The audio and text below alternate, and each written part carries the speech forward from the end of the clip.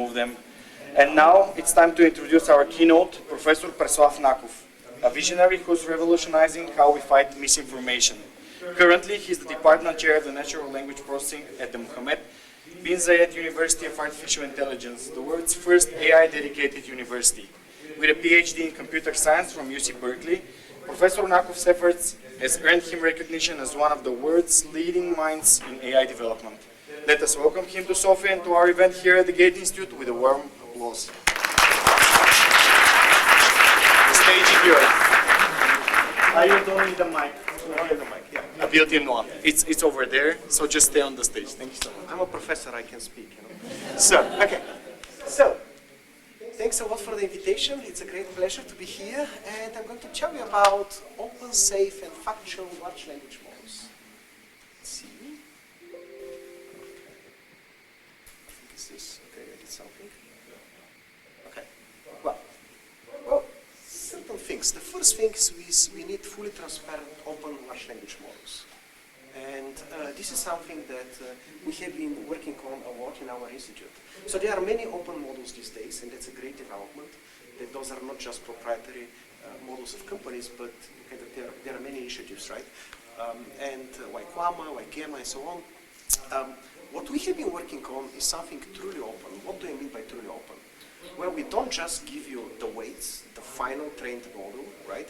We give you the data, we give you the evaluation measures, we give you the kind of what happened in every single experiment. So this is like 360 experiments. Everything that we did while building models, right, we released together with the evaluation, with data and the metrics. And we believe that this is truly needed for really open one. And kind of we released this kind of last year. It was initially like 7 billion model for code, 7 billion model for English. And now kind of we have much bigger ones with like 65 billion models trained from scratch. It's not really adapted on top of other models, but kind of really trained from scratch. So, and we really need, the second thing is we really need language-specific large language models, right? And well, why do we need that? Let me kind of illustrate this. I mean, okay, those models have not seen much data. That's why kind of their initiatives, even here in Bulgaria, there's BigGPT. We have been working on Arabic, right, with Hindi and so on. But just like to give you one idea, right? Maybe in a popular way. This is what happens when I give some English, okay? And this kind of, you see, really those models, they don't really work at the word level, they work at the token level, they kind of segment it. And you see the segmentation here. Some words are broken like Kopanisti in multiple pieces, but this is what happens when you hear Bulgarian, okay? That's what ChatGPT does, right? So you see, even there's, okay, so you see, you know, kolkoto. I mean, it's a very common word. It cannot, it kind of breaks it, right? And this is what happens when you have Arabic. It gets it almost into letters, okay? And now this has very big consequences. You are, you know, kind of, okay, so first of all, your context window is 4 times smaller because you have like 4 times kind of more tokens. Second of all, it's a quadratic the computation, so you have 17 times more energy in the computation, 7 times more. But if you do a call to the model, you don't pay per word, you pay per token.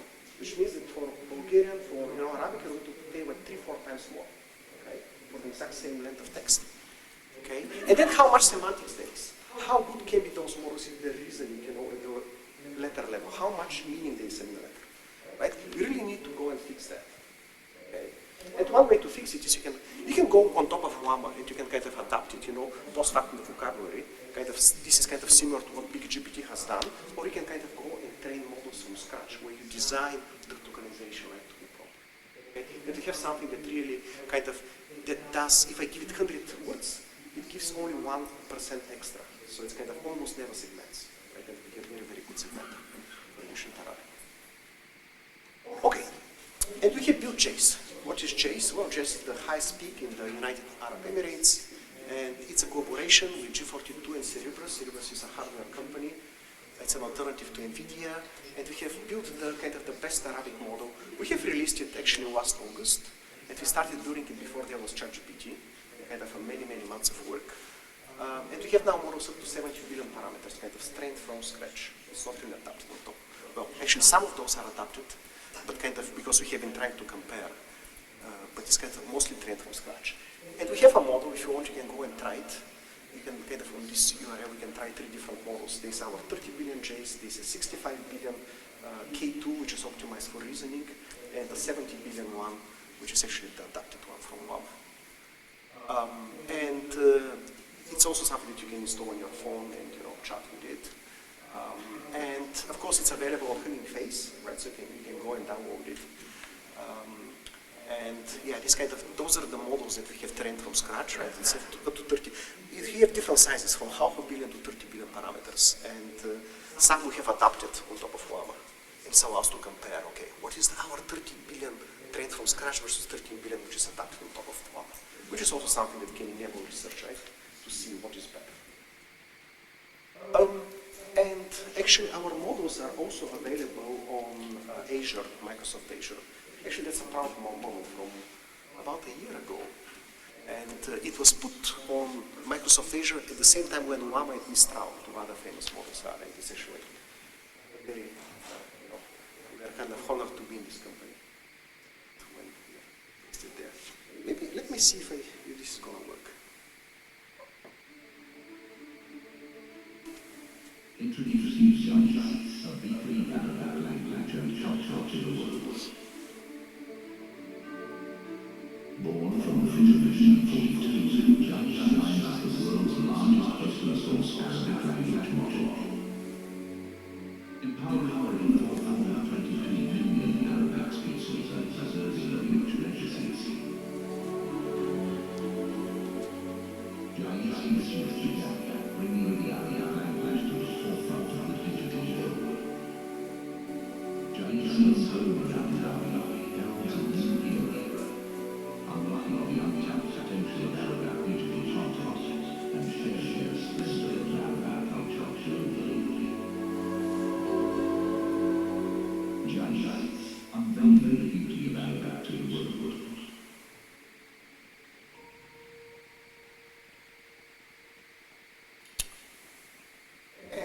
Recently, we have launched also Nanda. Nanda is the best Hindi model for Hindi. Again, those models, they are not just for Hindi or just for Arabic. They are bilingual. They also understand English, and they're quite good in English as well. Why do you need English? For many reasons. One of them is you want to translate. That's one of the things, right? One of the tasks that you want to do. And this work on Arabic dialects, for example, we have a very strong model for which we have just one of these days, I think yesterday or the day before, we released the second version of it, which is for Moroccan Arabic dialects and so on. Now, moving on. The next thing that we need is we need safe large language models. Okay? And that's very, very important. And where do we put the safety? Well, we can put it in cleaning the data, the training data, from harmful content or personal information. You can put it inside the model in the instruction tuning. You can put it in the calls of the model, in the prompt, or you can put it in the deployed model. We can have systems that are checking what the user is putting or what the system is outputting and see whether this is legitimate, right? And where do you put it? Well, put it everywhere, because each of those can fail. And I'm not going to talk about this. I want to point to this and to this part. Okay, putting it inside the model. Okay. So at the core of our safety, we have many safety mechanisms, but one of the main one is based on this don't answer data set. Okay? And it's a hierarchy, a three-level hierarchy of different kinds of harm, that, of kind of harmful content. So I'm going to zoom a little bit to tell you what this is. So, okay, you have different kinds of self-harm or, depression and stuff that you might want to handle. These things like illegal activities, I don't know, that you don't want the model to entertain. These kind of, things about online harassment and trolling and stuff like that. And then you have different kinds of hate, right? Then you have misinformation, or you have advice that you should not be giving, like financial, medical, or legal, or if you do, you need to say, look, I'm not a lawyer, okay, or look, I'm not a doctor, okay? It's what it is, but really don't take medicines just based on that, right? And it's, of course, things about personal information and stuff like that. And we have now translated this we have adapted this currently to Arabic, this data set. We have adapted it to Chinese. We're currently working on Bulgarian and German. We're working on other languages like Hindi, Kazakh. So, and it was actually featured in the Stanford AI report. The other thing that I want to tell is, actually, if you want to choose which of those places is most important to put the safety mechanisms, right? People probably think, oh, it's really the cleaning the data or really kind of teaching the model. Okay, actually, this is the most important place that people don't realize. It's very, very important, the prompt, right? So this is the prompt, the hidden prompt, the thing that you know, before you type something, this is how the whole conversation starts. It says, okay, helpful, respectful, you know, and so on and so forth. It's very, very long prompt. We have tried many different things, and this kind of works best. And it's repetitive. And the thing is, the model is very hard for the model to ignore it, because if I give it some kind of training, it's somewhere hidden in the parameters. If I kind of, you know, have it, it's part of the prompt. Kind of, it's really very, very hard for the model to ignore it. And it's also long. It's very hard for the user to write something that is going to overpower that. And we have this also in Arabic, of course. Well, the next thing is we really need factual large language models. Okay? And, you know, factuality is a big thing. And actually, there was, hallucination was the word of the year recently selected by Cambridge Dictionary. And it's interesting because 2016, the fake news was the word of the year, right? And by the way, hallucination, I don't like this term, okay? Because it's incorrect. It means, okay, so what it means? It means, oh, it produces something that is wrong, that is not factually true, okay? But hallucination is not about factuality, kind of, it is in traditional sense. In the past, we had hallucination in machine translation with text summarization. So, for example, you know, imagine you have a sentence like, I don't know,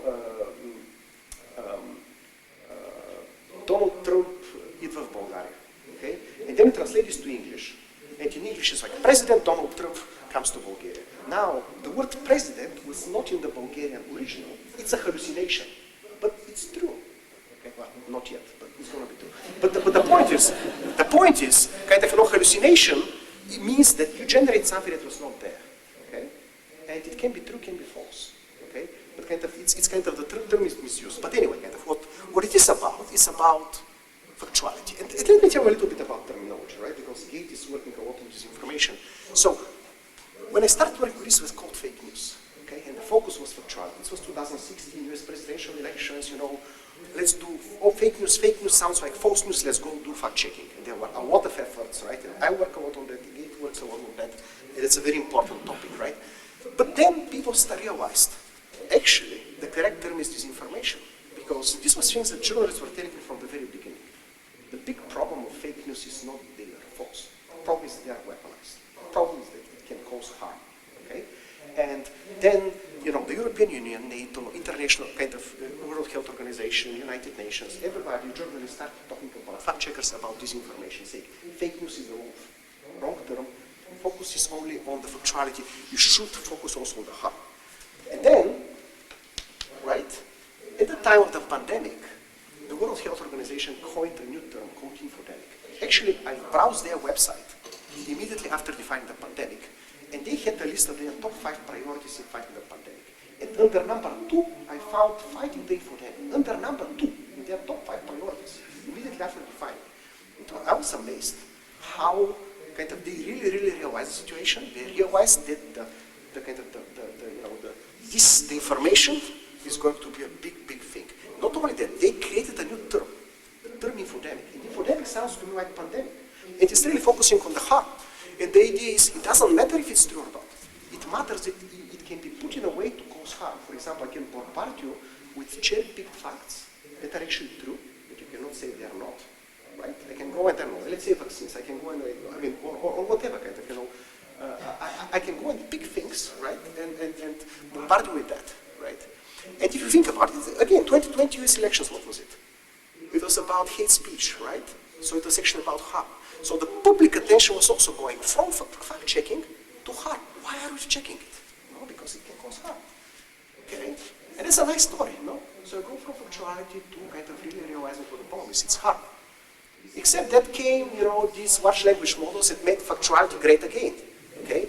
Because, I mean, okay, it's hallucination, wrong term, whatever, but the focus is factuality. No? Why? Well, you cannot really say that they have this malicious intent or whatever, but you cannot really make very good use of those models because they hallucinate a lot. Right? It's a major, major problem. Okay, so we kind of recently had a paper in Nature Machine Intelligence on the factuality challenges, and it's actually kind of a remarkable thing because we have here members from leading fact-checker organizations like FUFAC, the leading one in UK, Neutral, the leading one in Spain, Pagina Politica, in fact, the leading one in Italy, and kind of people from Meta and leading kind of researchers in the field. And okay, so to give you, it's a long paper. I'll give you some ideas, right, about what the threats of malicious Gen AI are. Well, one is they are very fluent, very persuasive, very coherent. They are authoritative wires. Sometimes I know it's false, but I almost want to believe it. It sounds so nice, right? And if it's written so good. By the way, I'm going to talk in a bit about detecting machine-generated text. In the past, what was it? Oh, it looks too bad. It's probably written by a machine. Now, what is it? Oh, it sounds too good. It's probably written by a machine, right? Yeah. Okay, so the public perception, that's another thing, and there's this how effect. Those models are extremely good in certain situations, really good. And then people expect them to be really good in every single situation. Well, sometimes they are not. Promise, we don't know when. That's a major, major problem. And then, you can misuse them. You can do standard impersonation. If I have a few of your emails, I can impersonate you, right? I can impersonate politicians, journalists, and so on.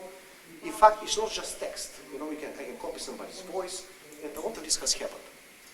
There are like fake user profiles have been done on automatic, entirely fake websites, and so on and so forth, right?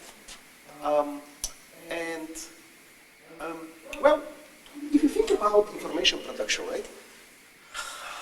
I think there have like three revolutions. The first one was when Gutenberg invented the printing press. Okay, it made it possible for anybody to print. Okay, when the second one was when the social media came. Okay, now anybody can become a news agency, right? I'm as good as some of the biggest ones. Okay, and then Gen AI, anybody can write nice. Okay, in a convincing way, in certain style, and so on and so forth. Right? That's the third revolution. And what is common here? Well, in all three cases, the old gatekeepers are removed. Whoever was controlling, right? I mean, who can print, produce books, who can distribute information, kind of who has the authority, who can kind of write these things, okay, at scale. And in all cases, it's a new situation, and the public is unprepared and unprotected, right? And governments are not ready, nobody's ready. And we need to kind of technology develops faster. Now it develops even faster. What can we do? How do we do it? Well, one is alignment and safety, kind of this instruction tuning and so on. And this is what our don't answer data set is about, right? And so on. When we have been building, JS. And then retrieval method generation, RAG, you probably heard of it. It's actually quite good, because you give it the background and it kind of hallucinates less. Okay? In this kind of wrong use of the term hallucinate.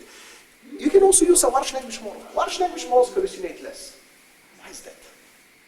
Okay, so here's the thing, okay.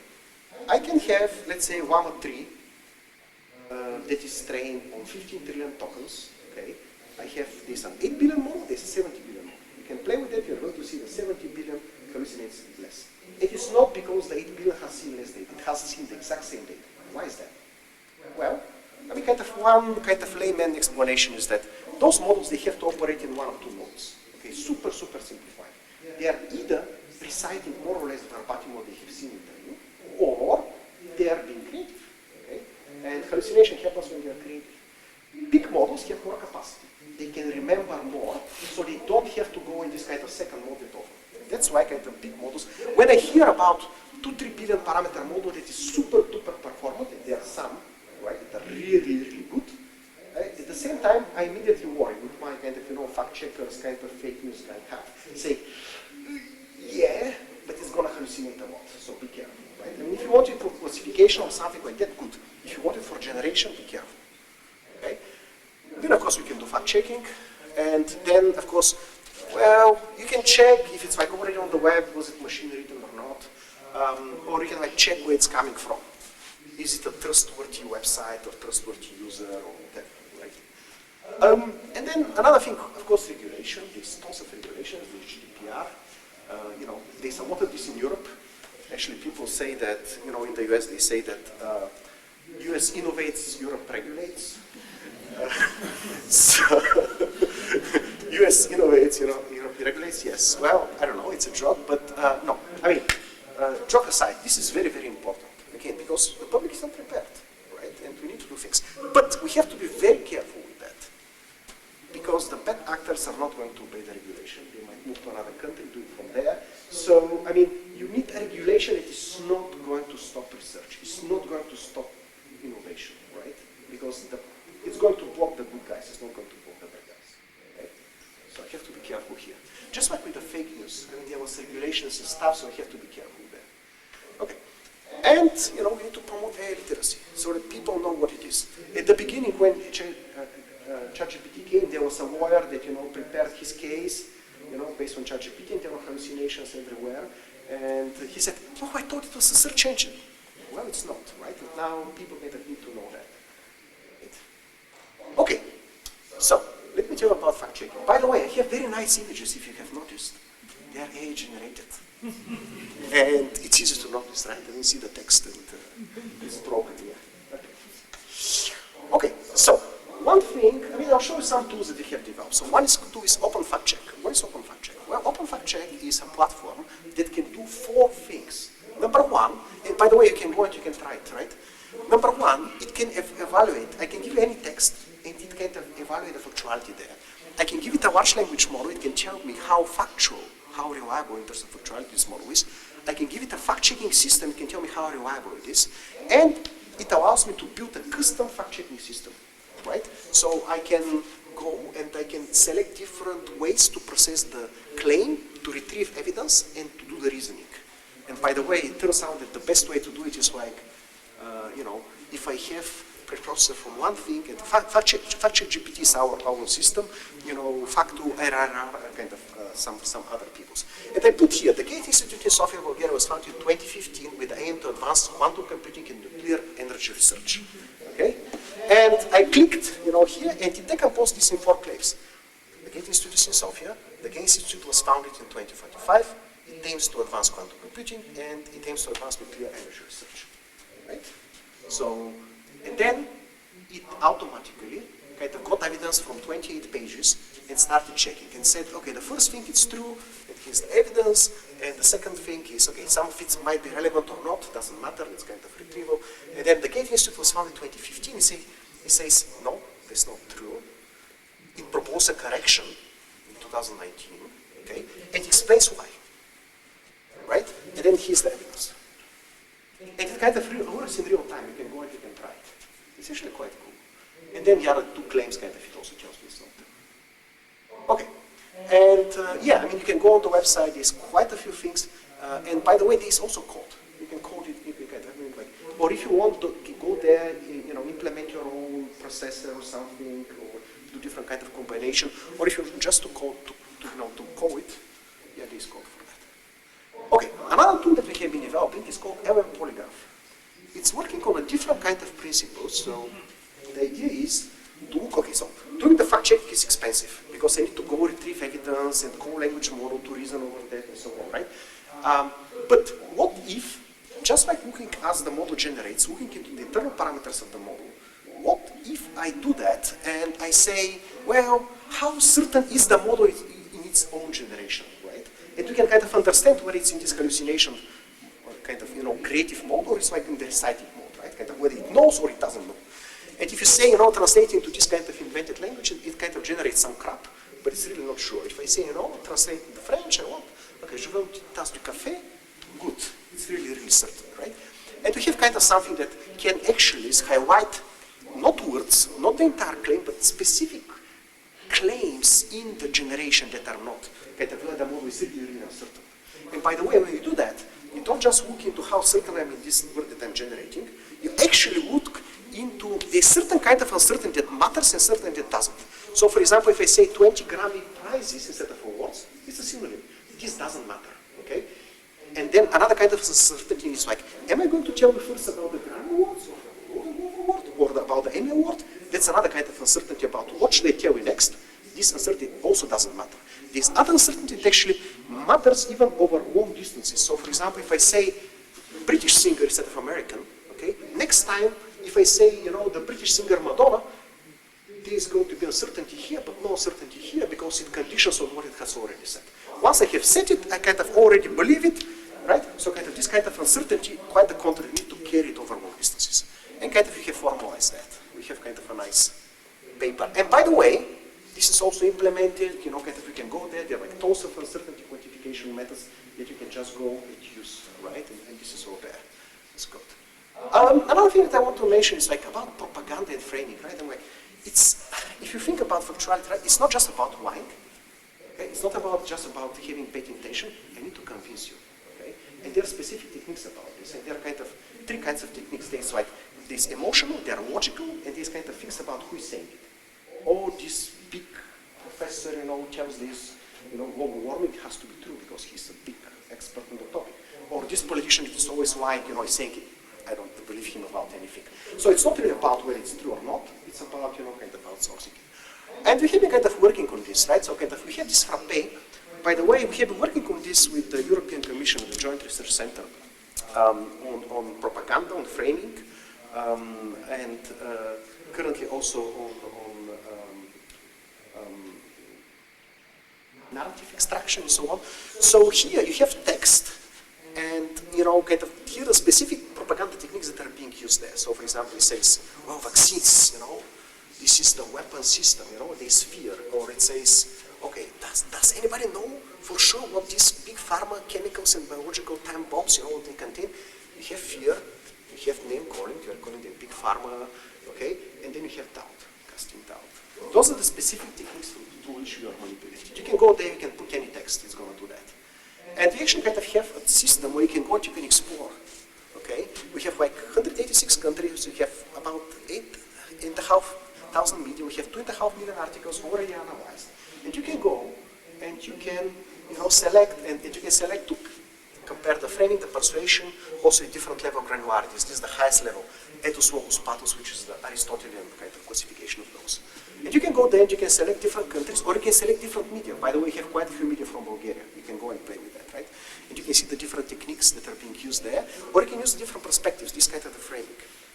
So the framing is about kind of the perspective from which I'm doing the things, okay? So, for example, I can talk about COVID from a health perspective, or from an economic perspective. Or I can talk about from a legal perspective, are those measures legal? Or I can like moral and stuff like that. I can do the same way about Brexit or the Russia-Ukraine conflict and so on. Okay, and detecting machine-generated text, we have developed another system, LM Detective. Okay, so where you can put certain text and have put here something, right? And tells me where it's machine-written. We have 4 categories: human-written, machine-generated, human-written, machine-polished, or machine-written, machine-polished. Humanized. We have this human-written, machine-polished as a special category because in certain cases it's allowed. Okay? And then, okay, I'm almost done. I want to tell you something else. To do all this, we need support. What do I mean by that? Well, let me give you an example. UAE. I come from the UAE currently. Okay, I'm from Bulgaria, but now I come from the UAE. UAE has a Ministry of Artificial Intelligence. Okay? They are really, really serious about that. By 2031, they want to have, kind of double-digit percent of the economy generated by AI, right? I mean, many other countries have. Bulgaria also has a strategy and so on. And then it has established, as part of that, the world's first AI university, right? The Mohamed bin Zayed University of Artificial Intelligence. This is where I come from. It's graduate only master and PhD programs, right? In NLP, computer vision, machine learning, robotics, human-computer interaction, data science and statistics, and computational biology. And yeah, I mean, just like about 5 years old as well. Actually, our department is 3 years old, even less. And in general, we are 10th in the world in AI, and we are 8th in the world in NLP. Our department is 2.5 years old, right? And this is based on 12th in computer vision. And we have students from Carnegie Mellon, from Georgia Tech, from New York University, and so on. Really attractive talent, of course. And then, but of course, you really need resources, right? So again, to train these J's, okay, we can train it. We have been building it over many, many months. But the final thing, the final training, 13 billion parameter model, we could train in 10 days on this cerebral supercomputer, right? Because it's like 4 exaflops and so on. It's 54 million cores. And to finish, I don't think there will be one large language model to rule them all. Okay, it's another thing to realize.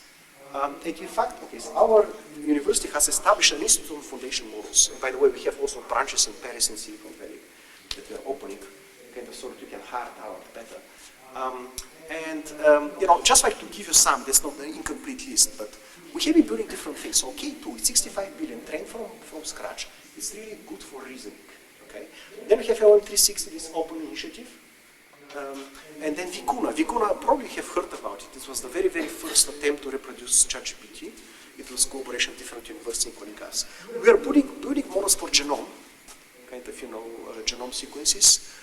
Jace, I have told you about this. We had something about climate change. This was part of COP28, which happened in Dubai last year. We have multi-model models, like, for example, I take a snapshot of a website and I say, write me code to do that. Okay. Or, you know, we have like things for cardiovascular diseases. Nanda is the best one for Hindi that we have just released. And we have Atlas Chat, which is for the Moroccan Arabic dialect. And to finish here, the way ahead, what is it?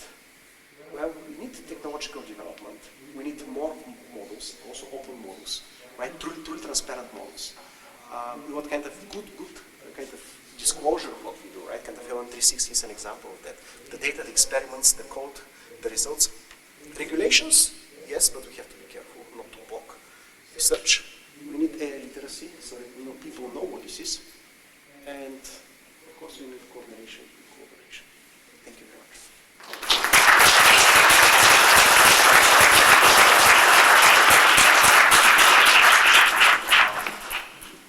I was getting scared when I heard you have 70 slides on the presentation. Yes. Truly fascinating. I'm very happy that you are putting so much effort into the closure of this misinformation gap that it's opening, which is on an equal footing because some need to oblige to the rules and others don't. Yes. So thank you very much for being with us today. Now, it's time for questions. Any questions from the audience? There we go. Let's pass the mic. Anders Engström from Chalmers Institute of Technology,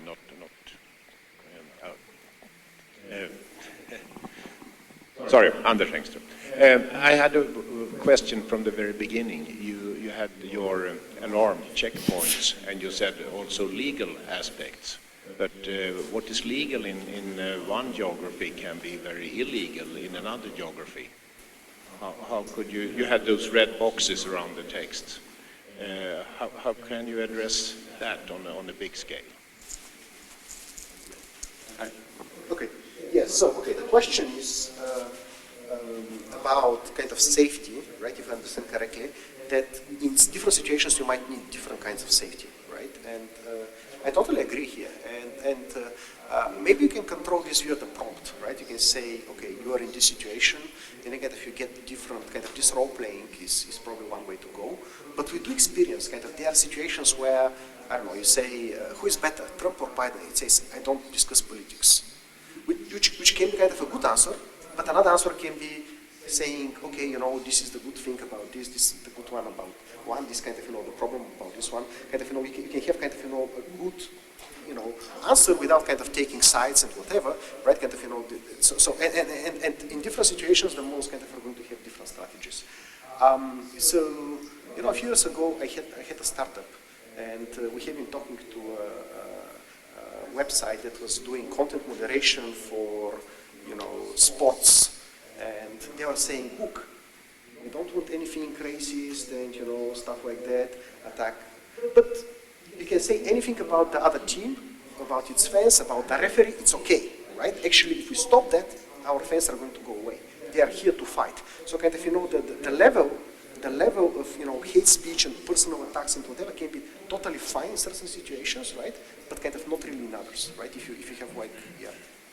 So and I think that probably one way to address this is with the role play, or maybe you can adapt and kind of instruction tune the system, in different ways for different situations. I mean, again, this goes back to my point. There's not going to be one model to rule them all. There are going to be many different models, right? I mean, just like in the past, we have been fine-tuning BERT, and we are fine with that, right? So kind of now we can have a version of the model that is serving specific purpose. Yeah. Questions? Questions? Crystal clear. That's good. Over there at the back.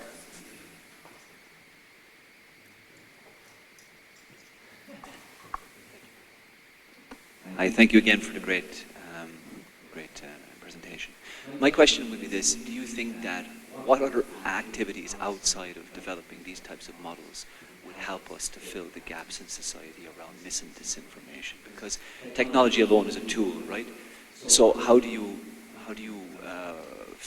connect the gap between the normal people living their everyday busy lives, trying to figure out what's true and false, trying to figure out what's accurate and not, trying to figure out what they could believe and not, and the work that you're doing in terms of building those models and building those approaches? I don't hear very well. Maybe if you guys are keeping the microphone. I'll try to repeat the question. What are we doing to narrow the gap between the ordinary people and you as developing such models, right?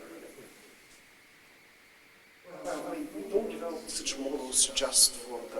I'm not sure kind of in what sense the gap, right? So I mean, it's not that every single person in the world should be developing, such models. In fact, I think that there are very, very few institutions, right? So, like a month ago, I was in a short seminar, and we had like talking. It was really kind of a specialized event about people building kind of small, local models. Turns out there are very, very few people actually they have done that, right? So there's some things here and there in Europe, there's something in Japan and so on, and also kind of the sizes are typically not really big. And actually, this in an educational institution is very, very rare, right? We're kind of in a unique position because we have the compute and maybe some other places, here inside. That's great, right? So, I mean, people are just users of that technology, and yeah, I'm not sure kind of in what sense you mean with the gap. If the gap is kind of fact checkers.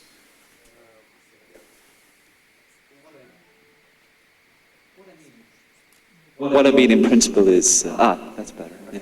What I mean in principle is there's a need obviously to make these technologies accessible to normal people. You talked about the revolution, information revolution, right? So mis and disinformation is something which affects people who perhaps don't have the same educational skill set or whatever it is. Statistically, this seems to be an outlier in vulnerable communities. So how do we bridge that gap as scientists, as researchers, between the abstract work in some people's minds that we do, let's say, on this level, and then the everyday impact of mis and disinformation on the ground? And that's my question. Do you guys have any strategy towards that, or is it just, Well, what we're trying to do is we're trying to make the model safe, right? We're trying to make the models factual, and that's something that, I think that making those models factual is probably one of the top priority problems, right, for people developing them. And it's a primary concern for people using them. So I think that this is, in the past, so personally, I have been working a lot on fake news, disinformation, fact-checking, right? Now I'm also building language models.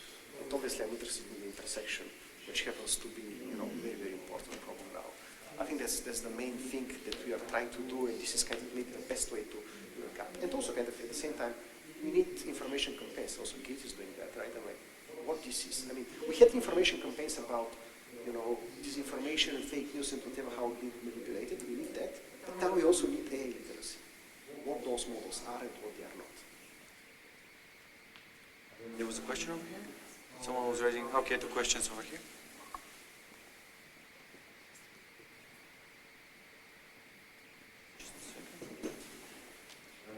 Preslav, hello.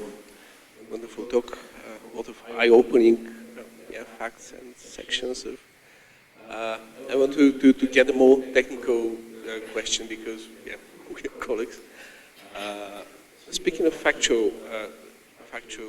getting more factual information next to the large language models. What is your view on how this is the best way to get this implemented? Because there are waves and trends, and at some point people get really into retrieval augmented generation. But then the big mass of people tend to think, well, it's just about chunks, and it's not about any other structured sources of data. And yeah, this is afterthought of vectors were invented yesterday, which is most of the people tend to believe vector databases are something new. Come on. Yeah. So yeah, what are your thoughts of what's the best way to really bring actual information, which is not chunks, but yeah, structured data to interplay with large language models to get. Yeah, there are quite a few problems and tasks that just cannot be solved without that. Well, I mean, I had actually kind of a slide, right, of different approaches to that, right, that people are doing, and, you know, so what are the best ways to, you know, in practical terms to kind of be more factual? Well, number one, go for a bigger model. It hallucinates less, you know. Kind of, and you probably kind of also need to feed it the correct information, which is kind of, you need a good retriever. And this retriever also has to have good sources. It's a knowledge graph, right? You know, kind of, there's not much research on that. Kind of, there should be more. Then, you know, kind of looking into these internal parameters of the model, kind of, we can actually detect when it hallucinates. And, you know, maybe we need to say, okay, his generation is crap. Instead of saying his output, you can say, I don't know. What's wrong with saying I don't know, right? I mean, like, if you're kind of almost 0% accurate, you know, kind of, why should it give answer to every single thing, right? Kind of, we have been, actually, kind of, this is what we have been doing as well. We have been fine-tuning. That's why you call it don't answer data set. Those are the answers. If you see something, don't answer, right? So, and then of course you can do kind of fact checking, right? I mean, on top of this, that's kind of expensive, right? So you, yeah. I mean, okay, there are other things. There are actually approaches to train the model so that it doesn't hallucinate. Okay, there was actually kind of, the Sofia University had kind of some lecture recently that was talking about, you know, something that doesn't hallucinate. And, you know, you can find the block out of, I don't know, like tens of thousands of examples, it doesn't hallucinate a single time. The problem is, you know, it almost never answers anything. Kind of very, very little time kind of it does answer. So, okay, if you ask it factual things, it tells you. But if you say, write me an essay about this, say, no, I cannot do that. I mean, I'm going to hallucinate, right? I have to be only in the mode of reciting. I should never go in the hallucination mode. Kind of, but, you know, it's actually useful for many, many cases. If you say, write me a letter, you know, to my students that I cannot, you know, meet them today or something, maybe, or, yeah. Kind of, then you have to hallucinate, right? So kind of, it's not bad, right? Kind of to be creative. So models that actually don't, I mean, you know, back to your question, if you want models that are really, really factual, you need kind of to be careful what you wish to, because they do exist. And they're useless for many tasks. So it would be mind-opening to many to get a bit more into cognitive science and figure out that humans' memory is imprecise also. And we create facts, recreate facts all the time. And it's not considered bad just because we went to the right university and we got trained on how much the hallucination is just right. Yeah. So on that point, right, there have been actually very interesting studies. I just came now from a conference in MNLP, and I have seen very interesting work about, you know, looking into psychology and kind of, you know, how those models, it's not that they hallucinate in the sense that, you know, kind of they're creative, but actually, it's also they evolve as a strategy. So, for example, if I want to do certain kinds of tasks, you know, dialogue and whatever, you say, okay, you know, make me a booking for this thing, and it's not available. But kind of instead of saying it's not available, the model works to say, why do you want to go there? It's not, you know, nice, you know, better go there, you know, it's so much better, and stuff like that. And this is what the humans do, right? And this is what kind of it wants from us. So kind of it's kind of different kind of deception. There's the one question over here, then the last question at the end. Then we can go into our first break for the day. Okay, thank you very much. I'm Roman Nikov. I used to be part of this team, and I'm happy that he's I would like to congratulate Sylvia, him, and Preslav as well. But what's the point of my intervention? AI has tremendous impact on all sectors, but in education. So I'll start from your words that US innovates and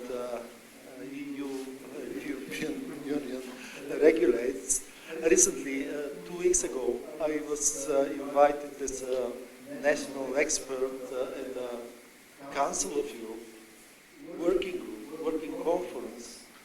I'm not such an expert as you and Nasu and all other, but just to know, because most of this is European project and participants, what's happening in Europe.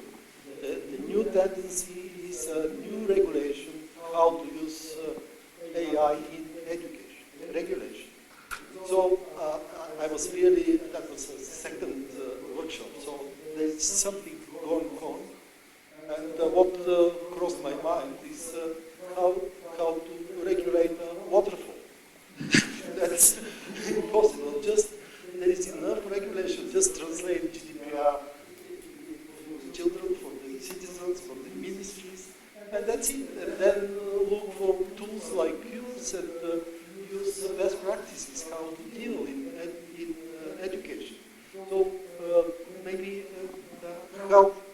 how to use your tools at policy level, not to put regulation that's fix. I mean, for the ordinary educational system, okay, they are following.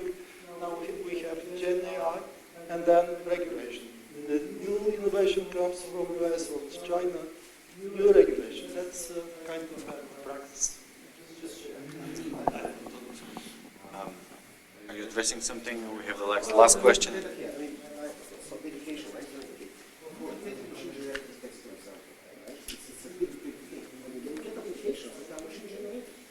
Check there, the references are not there. I read the journal, I get a paper, looks good.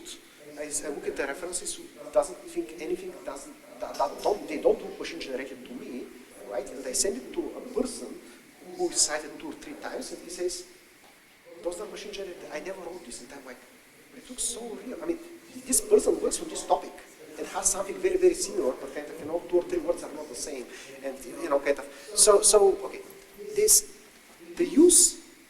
Again, kind of, if I'm writing a research paper, many conferences allow me to go and to polish the text. Maybe I'm not a good English speaker, right? But what is not allowed is that you entirely write it. So in education, if there's a student they say, polishing it with AI, that's probably shouldn't be there. I can tell you how I regulate my own. That's why kind of we have this intermediate category, machine written, human polished. In education might not be acceptable, but in research might be acceptable. I mean, there are other things that we have been working on, detecting the specific generator, but also kind of we have been working on detecting where the change happens. So, for example, imagine, and again, kind of, I think we need domain-specific systems, okay? Because they are not really so good. So if I write a review, I started writing it and I say, ChatGPT is going to finish it, okay? Kind of, we can actually detect with very, very high accuracy within 1-2 words distance where exactly this happens, right? If you know kind of what is the specific generator, but kind of, this has to be really kind of about specific domain. And finally, I can tell you how I legislate, how I do, AI and regulation. Okay, we do exams in person, on paper, kind of with open-ended questions, not multiple choice. That's how we do it. Last question.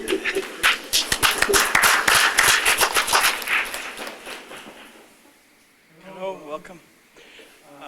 I'm definitely not an expert in the field, but few questions arose when I was listening to this very interesting presentation, and kind of I just want to coin a few and maybe kind of challenge you to share your thoughts. One was about all these steps where you actually do the so-called fact-checking or harm prevention and so on. They really sound beautiful, but coming from a country which lived like 45 years in a beautiful system which was supposed to lead to the bright future, etc., etc. Just imagine if you travel back in time and do a fact-checking for, I'm not going to speak about religion and political systems, but let's say if eating an egg is healthy. 40 years back, there was this so-called research about direct relationship between cholesterol in food and cholesterol in blood vessels, which had been, because I haven't been warned at the time was widely accepted, particularly in the West. It turned out to be hoax, and it's proven hoax by many researchers right now. But if you go back to a database from like 72 and ask this question, if eating an egg is correct, all your beautiful and I'm sure very well-structured mechanism is going to tell you no, it's wrong, it's bad, etc., etc. And now we are coming to certain events where, there will be no single answer about many questions. What is going to, how much should we regulate it, and are we leading to a world where there will be locally true AIs, etc.?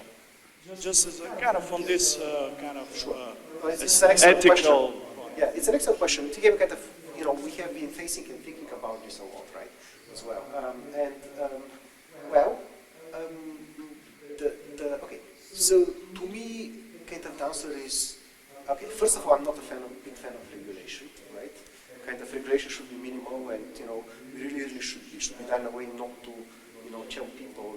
It should not be a ministry of truth or something like that. It should also kind of not really block progress, right? Because, as you said, what is true changes. I mean, this is one example. There was another one. There was a famous professor that was, really interested in coffee. Coffee causes cancer. Then, no, it doesn't. Stop drinking coffee. Very, very smart person. And then a year later starts drinking coffee. Why? No, it's proven it doesn't cause cancer, right? So fine, okay, good. But think of more recent things. COVID-19 came, and what was it? Don't wear masks, they don't work, right? And then they started working. And then, okay, it's not airborne, absolutely for sure. It's very, very heavy, it's there on the surface, you have to wipe the surface, that's it. It's absolutely not in the air, there's no way. And then it was airborne. Okay? So kind of what we understand to be true, right? Even other claims, like, if I take something like, a claim, I check the claim, there's no vaccine against cancer, against COVID. Well, at some point it was true, at some point it's not being true. But I'm talking about the scientific knowledge, it changes, right? And if you go this retrieval augmented generation, there are all kinds of things that can happen. So, for example, if you ask ChatGPT about, where I work or something, it might tell you kind of my previous place, right? And even if I kind of go and check it, it says, or if I say, do I work in MBZUI? They say, no, he works actually kind of in the previous place. Or you check actually the claim that Preslav is professor in MBZUI. Says, no, it's false. He's professor and department chair. Really? So kind of like, you have to be looking really at the explanation. So these kind of this truthful QA, which is a very, very interesting data set we have to be also very careful with how we evaluate those systems, okay? There are many factuality data sets, but there is one particular one, truthful QA, which is very, very curious. Each time we build a better model, we are worse on this data set. We're worse. Why? It's all full of tricky questions. I'll tell you one question like that. And all the questions there are like this. The claim is this. Spanish is the most spoken unofficial language in the US. Is it true? Spanish is the most spoken unofficial language in the US. Why it's not true? Exactly. So it's not true because there is no English is the most spoken official language because there is no official language in the US, right? I mean, every single question is like that, right? But the thing is that with common sense, bigger models have more common sense, and you kind of avoid this trap more often than small models. And actually, kind of the fact that you do worse on this data set means that you probably have a better model. I mean, but kind of course, kind of we need to do this, kind of this kind of reasonings, right? So yeah. Kind of temporal dependency is very, very important. The kind of the scientific consensus can be different. So, but let me tell you about why did I bring this specific example? Because if you put this specific example in open fact check, it says it gets it wrong, the answer, but gives you a justification. Justification is right. It tells you, oh, it asked me about this, but actually, okay, Spanish is the most spoken second one, but by the way, there is no official language in the US. English is the most spoken one, it kind of gives you a very good justification and say, therefore, and comes with the wrong conclusion. So it's kind of broken reasoning, but I'm amazed it actually kind of gives me the information back. And actually, going back to, if it says true or false, right, to things like, oh, it's not true that I'm professor in this university, because I'm professor and department chair. Okay, so, you know, to a human, when you, if I present you this answer, yes and no, they're going to say that's wrong. But actually, in many, many cases, I see our system giving the wrong answer, but when I read the explanation, you say, then there's another thing. Thing can be interpreted in different ways, okay? And, you know, or they can be like some kind of like, it's really explainability to me is a big thing. You need to not just say true or false, you need actually kind of to explain, and when I read the explanation, well, maybe I get different perspectives, and even if it gets it wrong, kind of it gets me the things that I as a human can arrive at the right conclusion. It's so interesting for me, and I need to be time-keeping, and I cannot do it. Sorry about that. Sorry for Professor Nakov, it was amazing. I once again come to the conclusion that the answer is not the most important thing. The most important thing is curiosity, therefore questions. So thank you so much. Let's give him a round of applause. So.